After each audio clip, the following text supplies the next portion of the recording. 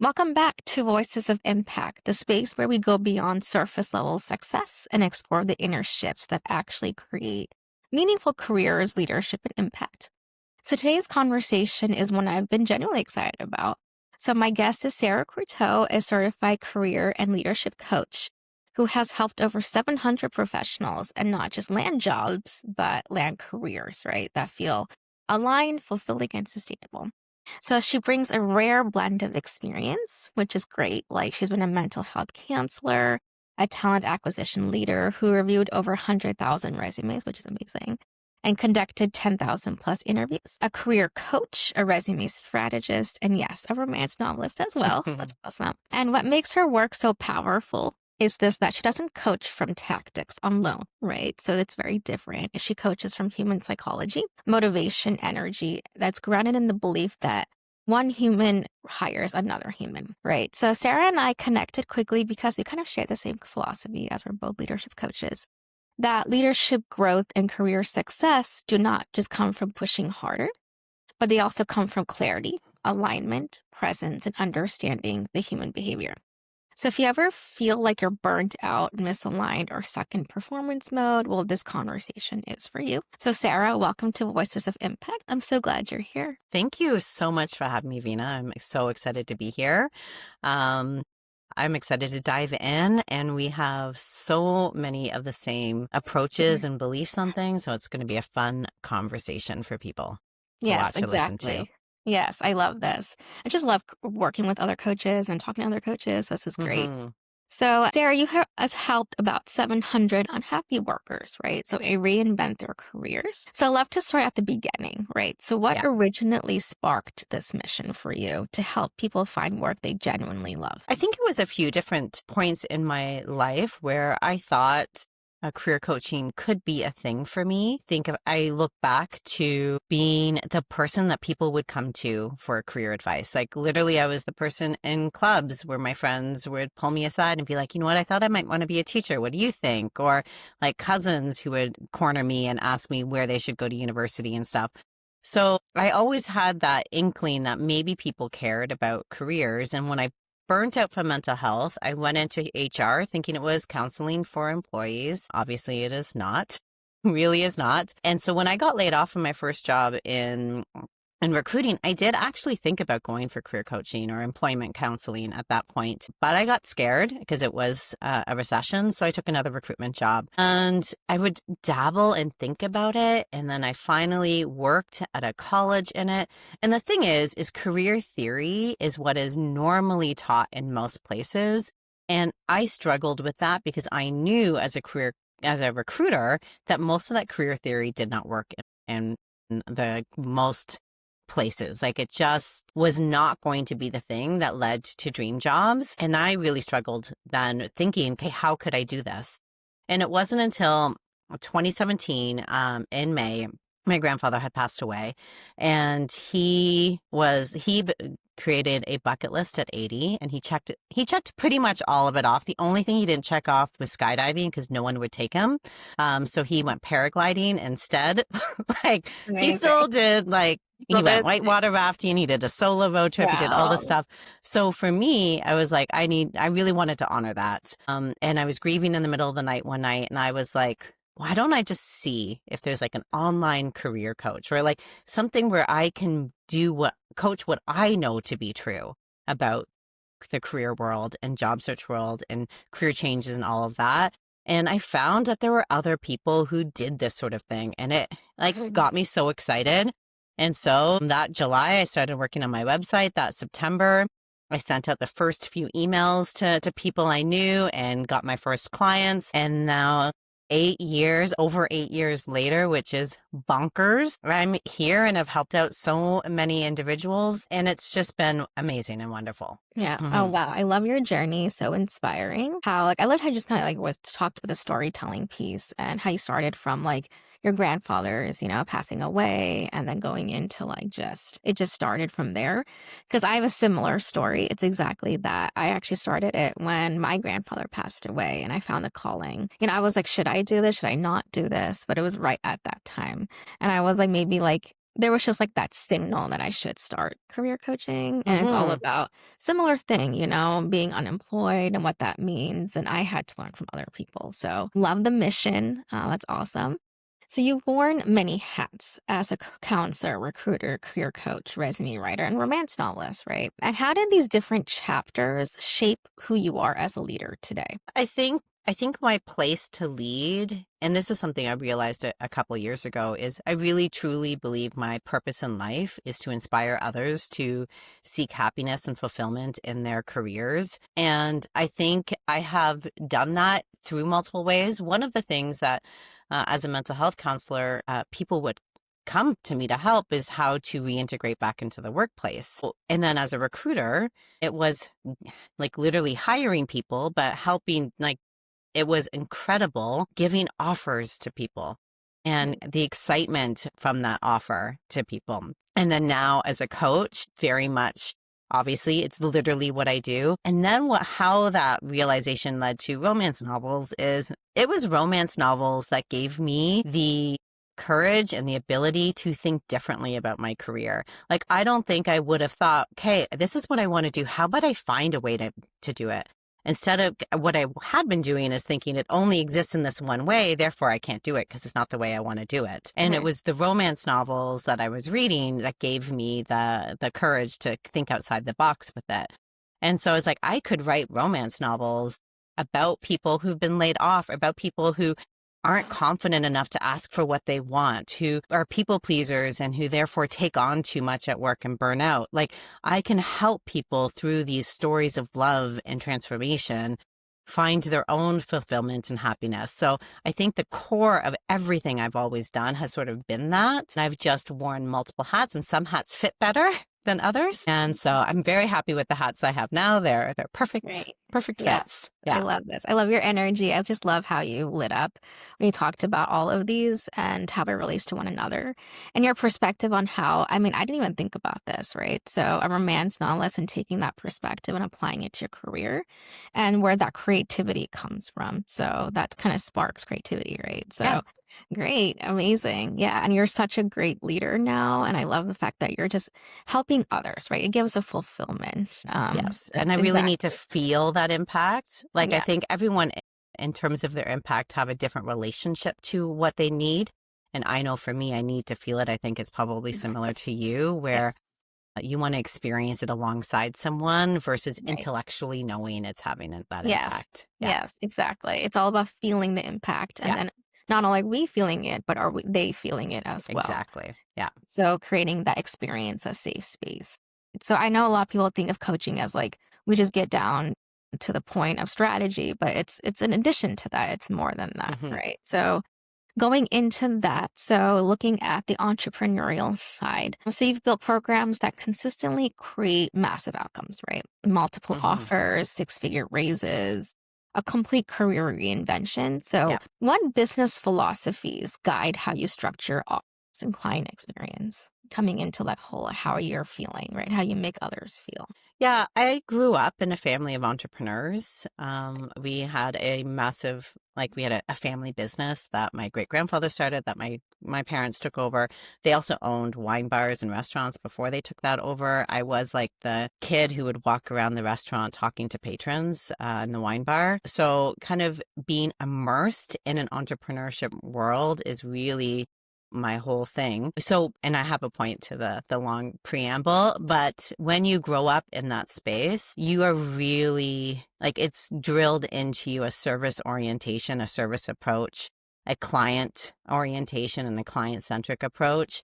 And that's when I'm building programs, when I'm thinking about business strategy and content strategy and all of that, it's really from that service place and that client base. Yes, as an entrepreneur, I have to also think about the service to me, but that is an like, it's one of my weaker areas. Is that something I consider and think about? But it's really about what, like, I want to serve these individuals. I want to get them the results that they need to get. And what are the programs that I can do to really make that as fast as possible, as quick as possible, but also as like qualified and sticking, like the impact. I want the change to stick. And when you've been doing this for 8 years, you hear back from people. And I always, around this time of year, people reach out and just to say happy holidays. And I touch base with them. And it's so amazing, especially my career reinvention, my 12 session thing, like a program that's been around the longest. And to hear people like years out from that program and how the careers are so happy, but also a piece of coaching that has helped them so much in their lives and their careers, or that they have delivered to help out to one of their subordinates or like someone on their team. Like, yeah, it's just when you build from that place of serving your clients, it creates long lasting value, which is what coaching really is all about, in my opinion. Yes, this is so inspiring to hear. So kudos to you. And yes, to just serving. That's what it's all about. And I know there are some coaches who are like, yeah, let's have a program that's like kind of selling. But as soul led, it's about what we're here to do, right? That's our true Yeah. purpose and mission. And, you talked about your why. So I always emphasize, like, why are people coaching? Why do we want to do this? Yeah. And coming from a place of serving is very different than, hey, like, here, I just want to help you. Here's my It's coming from the energy of heart, right? It's really from within. And you set the foundation really well. Like you said, really understanding what their needs are. And yeah, it is kind of something that I'm doing is like a slight weakness. I'm just very empathetic Yeah, I to know. a lot of that. So, of course, we want that balance. But I just love how you talked about, like, you just lit up when you had that service based. And that's what soul aligned entrepreneurship is. And like you said, making the long lasting impact. It's super important. So coming into that empathy driven approach or client centric. So you've scaled sustainably, right? Without losing your empathy driven approach. So what has helped you stay grounded while growing? Because I know that balance is a struggle for a lot of coaches. I think family is one thing for sure. And I know it can sound a little cliched, but it truly, like, so my husband and then my 2 kids. So my husband and I are high school sweethearts. So we've been together a long, Oh, long time. And my kids are now 12 and 14. But when we had the children, we really made a decision as a couple and what we wanted our family to look like. And he works with the government, which means that he's going to always work for the government. And mhm. there's always going to be limitations within that work, which we fully accept and are good with. So then when we thought about my career, it was it was a pivot of like, how can my career suit our family? Which Yeah. is the sustainability thing, because I built my business working 9 to 4. Like, Mhm. I did not have the flexibility to be working beyond that because I wanted, and I was Right. privileged enough to have the choice to put the kids on the school bus and get them off the school bus and then be with them once they came off. But a big part of that is we knew what our motivations were. And some people's motivations are not the same as mine. And I do not care what anyone's motivations Right. are, but I care about building a business, building a career around your motivations, Exactly. because that's the sustainability piece. And Right. also recognizing now I work a little bit more because now my kids are a little bit older and they need me a little bit. Yes. Honestly, though, I write during the more. Yeah.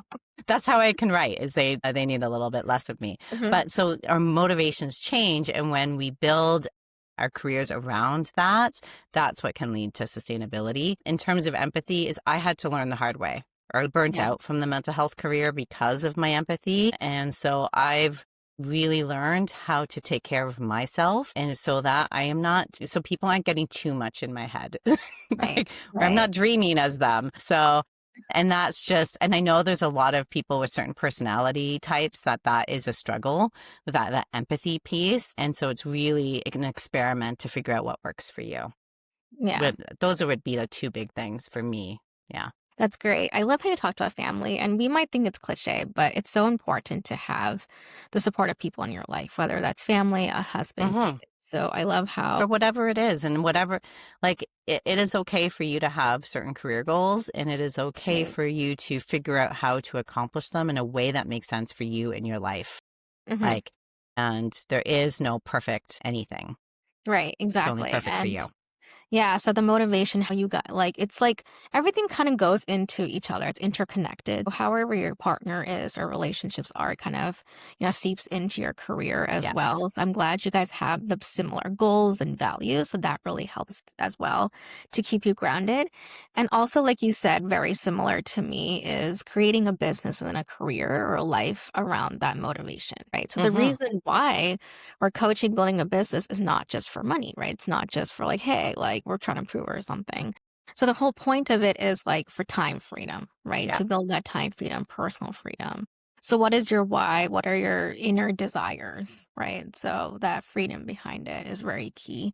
So I love how you talked about that. It's amazing. So it's very inspirational for a lot of coaches, honestly. So getting into the technical, so I know AI is transforming Yes. job search and hiring landscape. So basically, where do you believe AI should support talent and leadership? And where should humans always take the lead? Think the key is the word choices there, and support is the choice, like that word choice that matters. I think AI is great in so many ways, and I think it's not great in so many ways. Mhm.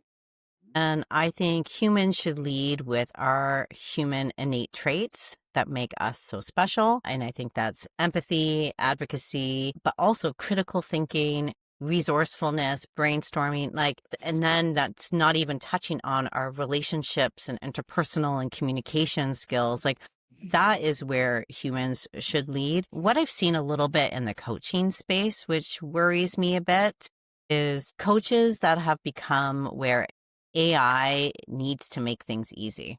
And I've Right. had a few people reach out to me recently where coaches said, oh, well, it's just the market. It's just like, you're just not Exactly. getting a, where if AI doesn't give them a quick answer to help their clients, then the client can't be helped. We need to lead by example as coaches, and leaders need to lead by example as leaders. Exactly. And that is pushing the boundaries. That's thinking outside the box. That's, for me, I am an idealist, and it's one of my strengths. It's a weakness, but how it's one of my strengths is I never think there isn't a solution. There's always a solution. Exactly. And Likewise. it's just up to me to find that Right. solution. Like, Right. and AI can help me find that solution, but I need to find it at the end of the day. I need to critically think through things. I need to, and I personally don't even like to brainstorm with it because I really want to keep my resourcefulness. I want to keep my creativity and my Mhm. innovation. I will refer to it after I have pushed my brain to its limit, but then that's just my choice. It doesn't matter if for other people.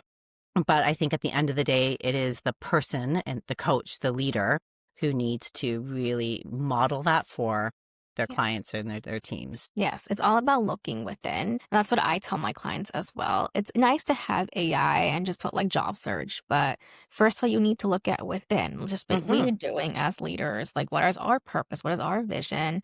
Telling the clients to really slow down, right? Slow down and take the time to really explore and not focus on just AI and be like, okay, put it out there. Just what do you truly want? What are your values? Why do you want this role? Right. So, absolutely, 100%. Well, and like coaching and leading is not about telling what people want, what they Yeah. want to hear. Like when you're coaching and you're leading people, you are mentoring them, you're grooming them, you're pushing them. So sometimes that's difficult conversations. Sometimes that's Exactly. telling them what they need to hear. And AI will never do that because it's predisposed to telling you what you want to hear, to keep you happy, to keep you talking to them. So even Mhm. if you ask them to say what you need to hear, they're not going to say it in the same way that will really push your growth that a good coach or leader. And Exactly. to that end, a good coach or leader can expect AI to give them the coaching tools and leadership tools to be able to do that.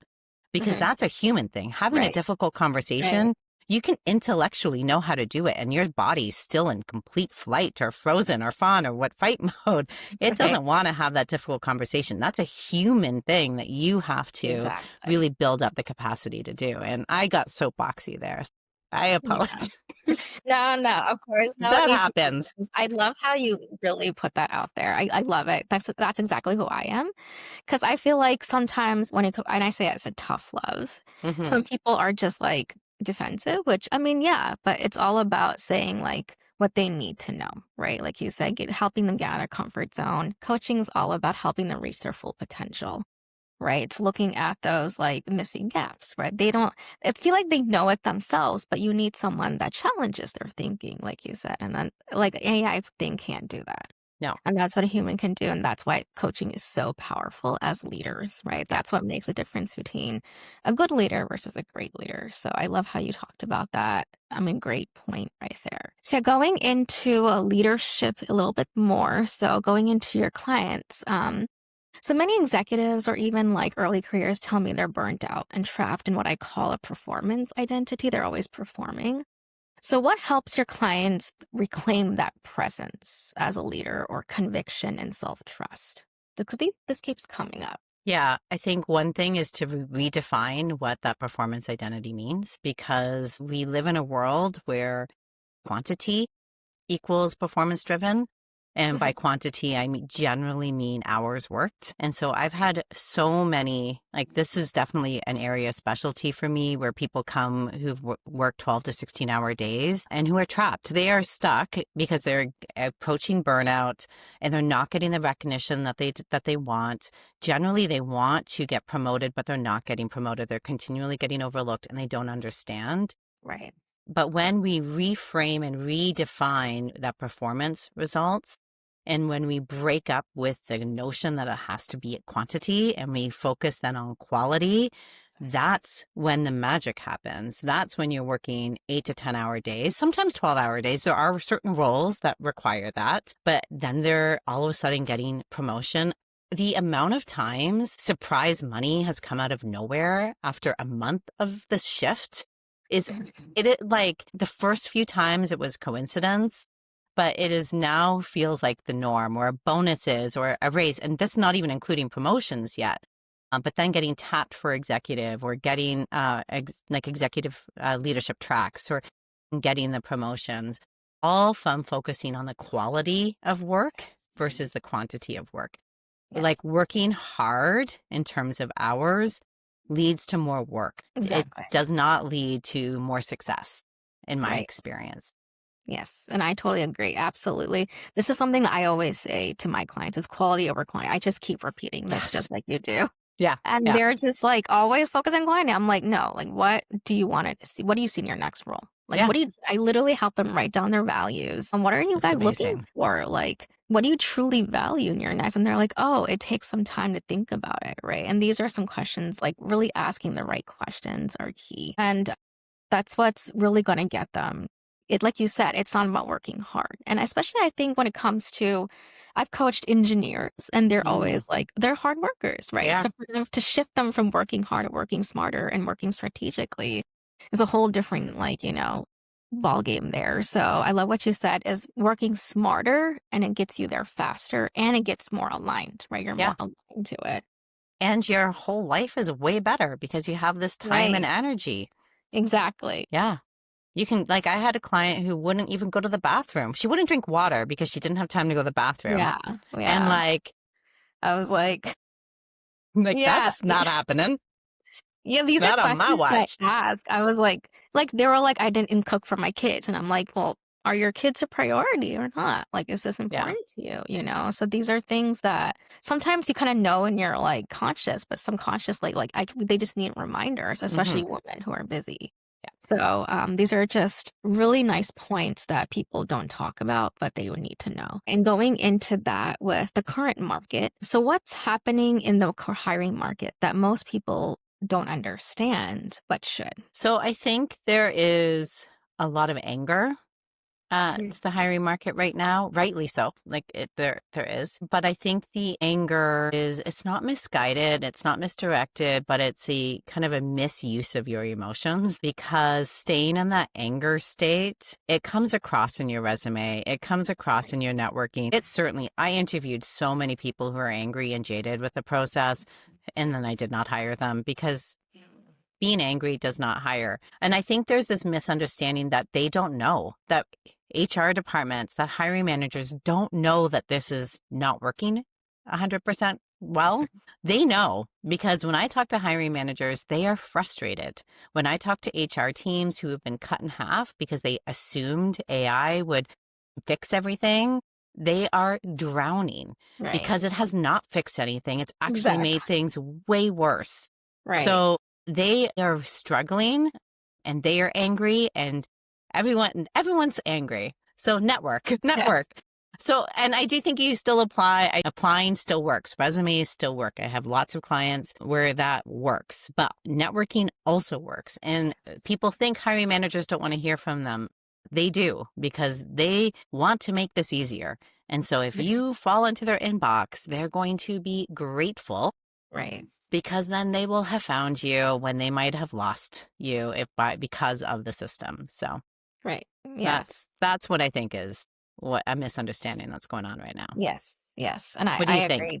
I agree completely. I think a lot of people come to me and they're like, oh my God, I need a response. Oh my God, it's an AI bot, really. And I was like, did you network? Did you actually talk to the people in the company? Did you like put yourself out there? And they were like, yeah, but I think it's just like not worth it, and I can tell like it's definitely an anger or, resentment. Like I got rejected. So the first thing with anything is the mindset piece that I Mm-hmm. would say is shifting your mindset, right? We cannot go into the job search with having a fixed mindset, victim mentality. So that's Yeah. the first thing of growth mindset. And second of all, like energy presence is something that's very overlooked. Like a lot of people don't talk about that. And it's really important to say, how you talked about making sure that you don't show up angry and looking at it as a place of learning.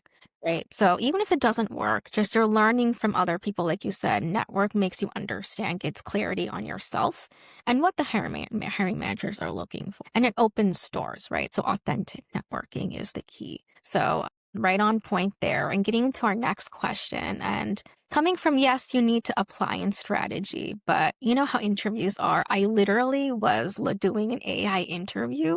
Like someone wanted me to do an AI interview video, and I was like, no, like I cannot do this. Yeah. It was just like really not okay for me. So I was like, it's really about the human centered. I want to do one on one. So how do you teach clients to frame interviews using psychology and motivation rather than like just memorizing scripts and, using AI, for a quick answer? Yeah. So I think about it from a couple of different standpoints. Number one is when you're in an interview, you are talking and building a relationship with a person. And I'm not going to do video interviews because those are like interviews are slightly different, but I'm talking about the telephone pre-screen or video Yeah. pre-screen, the hiring manager interview, a peer group, panel, client executive, all of the different types. When you are having a conversation, like you want to build chemistry, because as soon as you build chemistry, rose-colored glasses come on.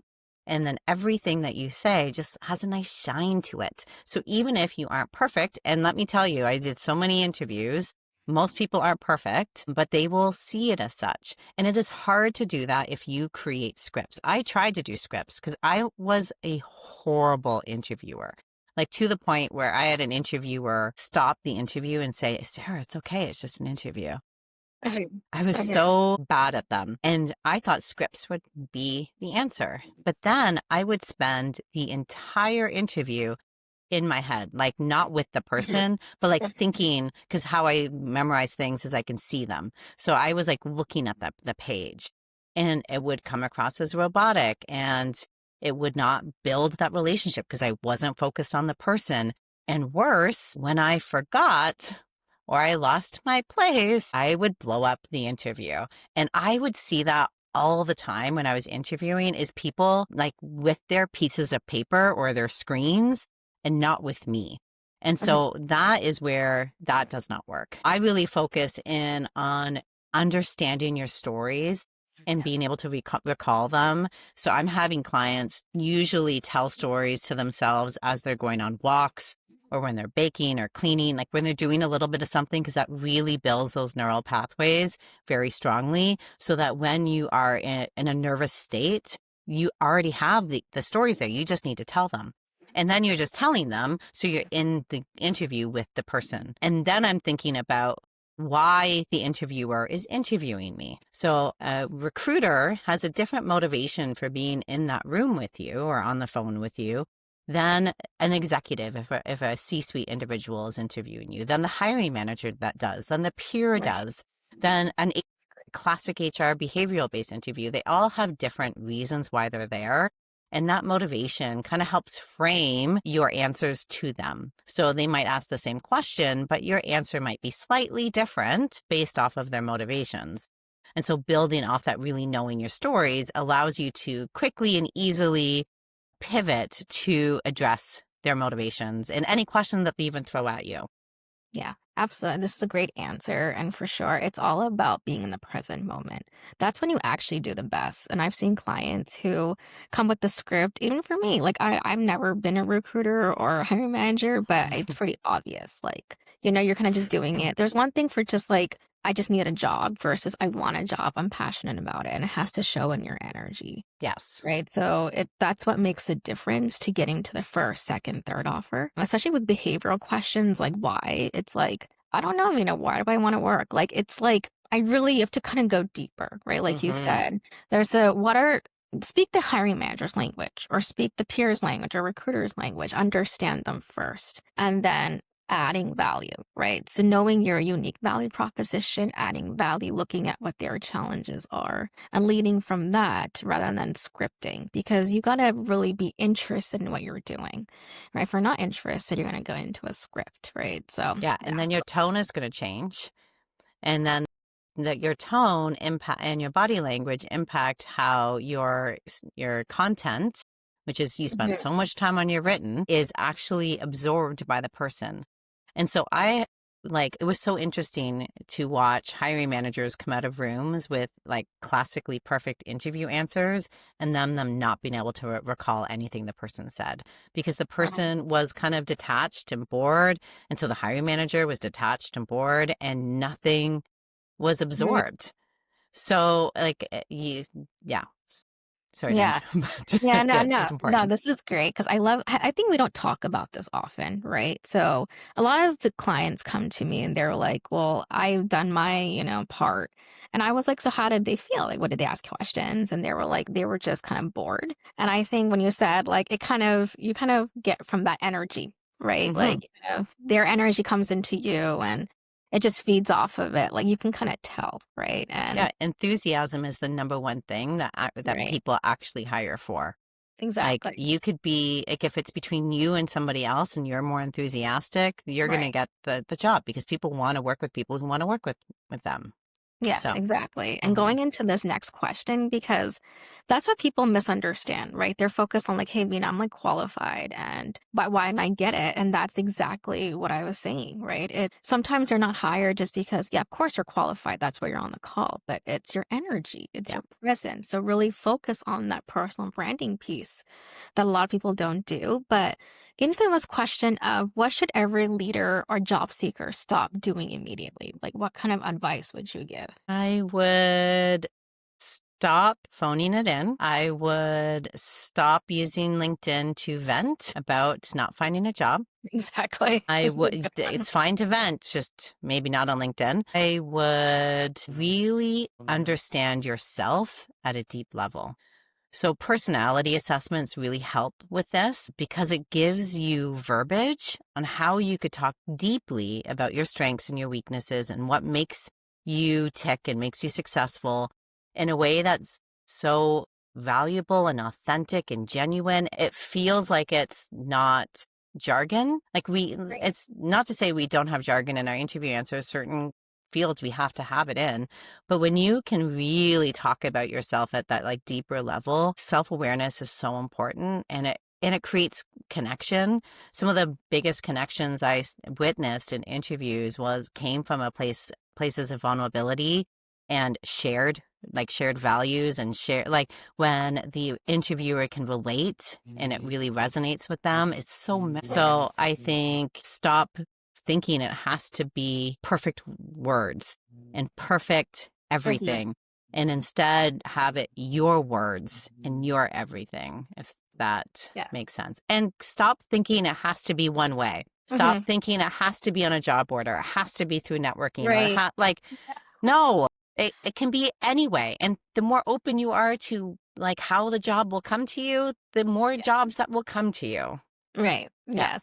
Yes. Oh yeah, this is great. Yeah, I love all of the fact that what you said was literally like you said, just detach from the outcome and just do your thing, right? Having Yeah. that growth mindset, just going in with an open mind, right? It can come in any form and Yeah. any time. Like, And and I isn't know a it lot of people. exciting to wait to see where it comes from? Yeah, and a lot of people are like time bound. Like, hey, like my current client was like, I told her to change her LinkedIn. We optimized, it was great, but I didn't get like a recruiter thing. And it was not even a week, right? So it can come at any time. Like, you just have to really go network, enjoy the process. This is all about enjoying the job process. And also, a lot of people are struggling with imposter syndrome and perfectionism, but you don't need to be perfect to get hired. And this is Mhm. something that keeps coming up for a I lot of hired people. lots of nervous interviewees, Yeah, and and I I did got not hire lots of perfect interviewees. yes. Yeah, and I got my dream job at Disney, and I wasn't perfect. It was a conversation like this. I was Hmm. just completely myself, and I was like, just be you. And that's what, my brand is all about. And you can get what you want, right? Your dream career, your dream life, right? So it's really knowing yourself, like you said. But yeah, this was a great conversation. So going into the fun rapid fire round. So let's see. Let's say most surprising job search win from a client. Love to hear that. Oh, that's a good. Actually, I thought about this earlier in the call when talking about telling clients what they need to hear. I once told a C-suite executive to stop being a toddler, and he did not yell at me. He was very actually grateful, That's and great. it led to a $200,000 pay raise, I love and getting and like a job coming out of nowhere. And it was like a dream job. He almost didn't even want to tell me he wanted it. He's like, it's just never going to happen. And then he Mhm. told me, and then it happened. And then it led to the other secret dream job that he also didn't really want to tell me, but he told me. So yeah, Nice. yeah, that was so fun. I love it when unicorns come out of Yes. the woodwork. Yeah, that's a great win. Oh, wow. That's amazing. So let's see. Coffee or tea while writing resumes? Coffee. But Yeah. depends actually on the time of day. Coffee in the morning, tea in the afternoon. Amazing. Amazing. Yeah. Okay, awesome. So what's next for you? So any new programs, books, or creative projects you're excited about? Yeah, actually I focusing 2026 really on building my one-on-one. Well, I've always had my one-on-one, but I was group coaching there for a while. Mhm. But and I not to say I don't miss it because I do miss it a little bit, but I really love the one-on-one impact. Yeah. Like I love the deep conversations. I love being able to have the time and space to really get into giving them the coaching that they need. So I'm doing that through a couple of different programs, one specific for job seekers to just find a job, and then one specific for people who are very stuck and confused and who want that reinvention piece. And then for books, will I had originally planned on publishing 2 books this year, but publishing 3 books in 13 months was too much. So I won't be doing that. So I will be hopefully publishing 1 book next year, the fourth book in my standalone romance series. Yeah. So Yeah. those are the 2 big things. Yeah, I'd love to read your book. Like, I'm excited for you. Oh, This is thanks. like lovely, right? The work Yeah. you're doing. Awesome. Thanks. Yeah, exactly. And where can people follow your work? So you can follow me on LinkedIn. I do a little bit of Instagram, TikTok for my writing. I go through spits and spurts. I'm not super social media person. I do have my YouTube channel and that is growing. And then on my website, which is just www.saracurto, no H, dot. Awesome. Yeah, I actually like listened to some of your YouTube channels. I just love like it was just amazing. It's Amazing. very much like this. Yes, Like exactly. Just comment. you get like that's one thing of being 46 and being so secure and self-assured and confident in my career choice is I am never different. I am always this. Yes. I am just Yes. am who I am. Yeah. Yeah, and I love like you talk. I think you wrote this on your LinkedIn, but you find your people. So I'm exactly the same way. So we're Hmm. just so alike. Yeah. I love that. It's great to find the soul tribe. So yeah, this conversation was powerful and such an needed reminder that careers, leadership, and hiring are deeply human experiences, right? So if there's one thing I hope listeners take away, it's that you don't need to become someone else to succeed. Be yourself.